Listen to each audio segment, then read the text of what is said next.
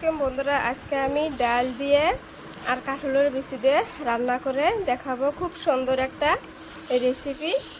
তো বন্ধুরা, আমি কিভাবে ডাল দিয়ে আর কাঁঠালের বিচি দিয়ে একসঙ্গে রান্না করি আপনাদেরকে দেখিয়ে দিব। সম্পূর্ণ ভিডিওটা দেখবেন। আর আমার ডালের আর কাঁঠালের বিচির রেসিপিটা যদি ভালো লাগে দেখে, তাহলে আমার চ্যানেলটা সাবস্ক্রাইব করবেন, কমেন্ট করবেন, লাইক করবেন আর আমার পাশে থাকবেন।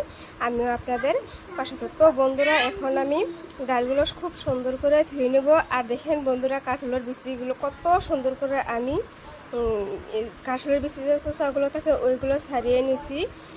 একটা মানে শসা না, একটু পরিমাণে শসা নাকি, একদম সাদা ধবধবে চকচকে হয়েছে। আর আপনারা যদি এইভাবে সাদা ধবধবে চকচকে করতে চান তাহলে আমার চ্যানেলে ভিডিও দেওয়া আছে, আপনারা দেখে নেবেন। আর আপনারা এইভাবে সাদা ধবধবে চকচকে করতে পারবেন, তাও আবার খুব অল্প সময়ে। তো বন্ধুরা, বেশি কথা বাড়িয়ে লাভ না। এখন আমি ডালগুলো সুন্দর করে ধুয়ে নিই।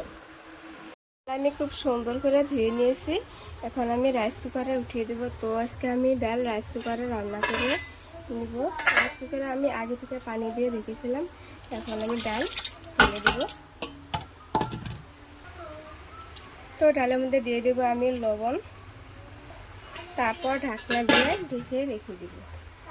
আমি ডালের অবস্থা দেখে নেব কি হয়েছে। দেখেন বন্ধুরা, পল্লব খেতেছে। তো এখানে এখন আমি কাঁঠালের বিচি আর রসুন আমি থেতলে নিয়েছি। তো কাঁঠালের বিচি আর রসুন এখন আমি দিয়ে দিব। কাঁঠালের বিচি কিন্তু মাঝখানে আমি ডুম দিয়ে নেই, আমানি দিয়ে দিব। কাঁঠালের বিচিগুলো একদম গলে যায়, সেই জন্য আমি মাঝখানে ডুম দিয়ে নেই। এখন আমি ডালে দিয়ে দিব, দিলাম। তারপর আমি আবারও ঢাকনা দিয়ে ঢেকে রেখে দিব। দেখি ডালগুলো সেদ্ধ হয়ে গেছে আর কাঁঠালের বিচিও সেদ্ধ হয়ে একদম গলে গেছে। তো এখন আমি সোমবার দিয়ে নিব। তো কড়াইয়ের মধ্যে আমি পরিমাণ মতো তেল দিয়ে দিব। তারপরে এখানে আমি 3টা শুকনো মরিচ ব্যবহার করব। শুকনো মরিচ আমি ছিঁড়ে ছিঁড়ে দিয়ে দিব। আর শুকনো মরিচগুলো অবশ্যই একটু লাল লাল করে, মানে কালা কালা করে ভেজে নিব। তারপরে এখানে আমি দিয়ে দেবো কয়েকটা গোটা জিরে। তারপর এখানে দিয়ে দেবো আমি পেঁয়াজ কুচি। আমি একটা পেঁয়াজের অর্ধেক দিয়ে দিচ্ছি।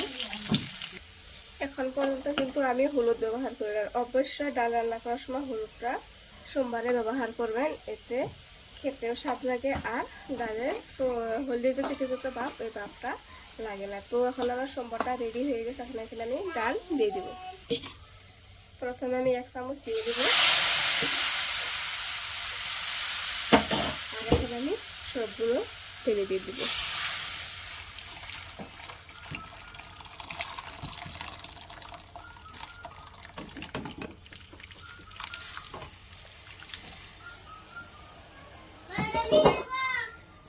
আর একটু লেড়ে ছেড়ে দিয়ে দেবো। আর লবণটা একটু চেকে দেখবো। এখন লবণ একটু কম হয়েছিল, আর একটু দিয়ে দিলাম। তো ডালে লবণটা না হলে স্বাদ লাগে না। আর কাঁঠালের বিচিগুলো দেখেন সিদ্ধ হয়ে একদম ফেটে গেছে, খাইতে কিন্তু ভীষণ ভালো লাগবে। আর কাঁঠালের বিচি কি পরিমাণ সিদ্ধ হয়েছে আমি একটা দেখাবো। এই যে দেখেন,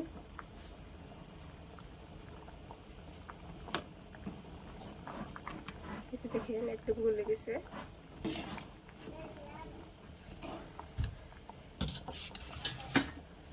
একদম ফাইনালি আমার ডাল রান্না করা হয়ে গেছে।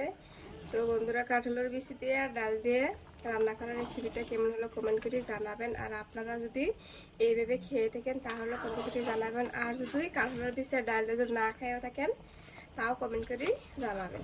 তো এখন আমি গ্যাসটা অফ করে দিব।